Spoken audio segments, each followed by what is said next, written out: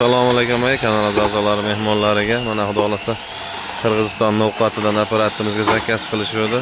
Paddonga quyadigan 220 da ishlaydigan apparatdan tayyorlab, xudo xolasa o'zlari kelishdi egalari. Yozdirib o'rganib olamiz deyishdi. Xudo xolasa chiqarib ko'rsatib beryapmiz. Menga berasan bu video olib turgin, sen o'zim chiqarib beraman. Mana şu bir çay.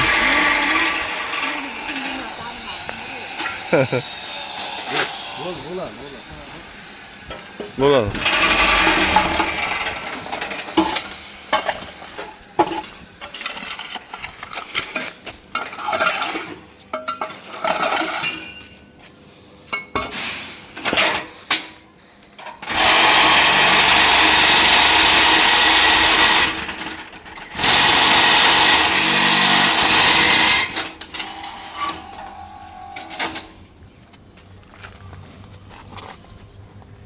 Xudo xolasa mahsulotlar chiqishni boshladi.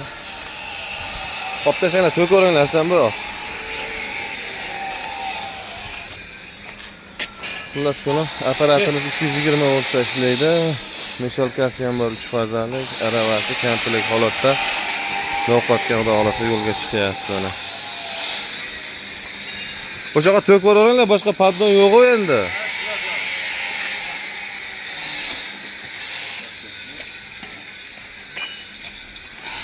Xullas kimga mana shunaqangi usullar kerak bo'lsa bemalol murojaat qilaverasizlar. Qo'ldan kelganicha harakat qilib tayyorlab yurgizib beramiz. Hammaning ishlariga rivoj ko'rganda ko'rishguncha hamma